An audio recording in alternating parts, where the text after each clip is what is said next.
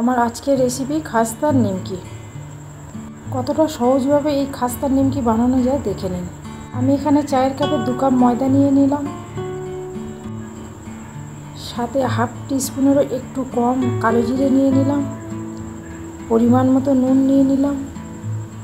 নুনটা এখানে একটু বেশি লাগবে, কারণ নিমকি হচ্ছে নোনতা, তাই নুনের পরিমাণ সামান্য বেশি দিতে হবে। 4 টেবিল চামচ রিফাইন অয়েল দিয়ে দিলাম। সব উপকরণগুলো ভালো করে মাখিয়ে নেব। ময়দাটা এমনভাবে ময়াম দেব মুঠো করলে জমাট বেঁধে যায়, ঠিক এই রকম হবে। এখানে অল্প অল্প জল দিয়ে আমি একটা ডো বানিয়ে নেব। আমার ময়দার ডো বানানো হয়ে গেছে। খুব নরমও হবে না, খুব শক্তও হবে না, মিডিয়াম হবে। ঢাকাটা বন্ধ করে 30 মিনিট সাইড করে রেখে দেব। 30 মিনিট হয়ে গেছে, ঢাকাটা খুলে নেব। এই ডোটা থেকে লেচি কেটে নেব।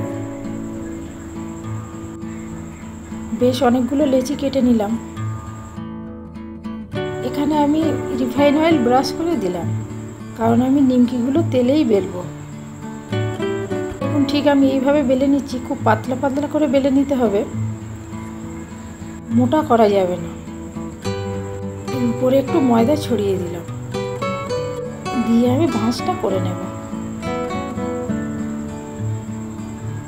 আমার নিমকি রেডি হয়ে গেছে। আমি একই পদ্ধতিতে আরও একটা করে দেখিয়ে দিলাম।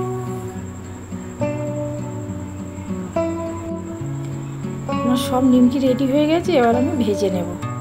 ওভেনে কড়া বসিয়েছি, কড়াতে বেশ কিছুটা রিফাইন অয়েল দিয়ে দিলাম। তেলটা হালকা গরম হয়ে গেছে, এবারে আমি এখানে নিমকিগুলো দিয়ে দেব। খুব বেশি তেল গরমে নিমকি ভাজে না, হালকা গরমেই দিয়ে আস্তে আস্তে ভাজতে হয়। গ্যাসের আগুনটাকে আমি একদম লোতে করে দিয়েছি। একটা সাইড একটু হয়েছে, আমি উল্টে দিচ্ছি। এইভাবে উল্টে পাল্টে মুচমুচে করে ভেজে নেব।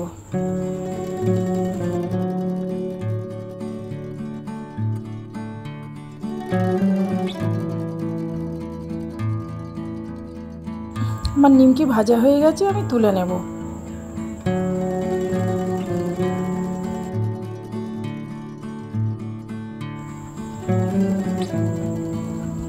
একই পদ্ধতিতে আমি বাকি নিমকিগুলো ভেজে নেব।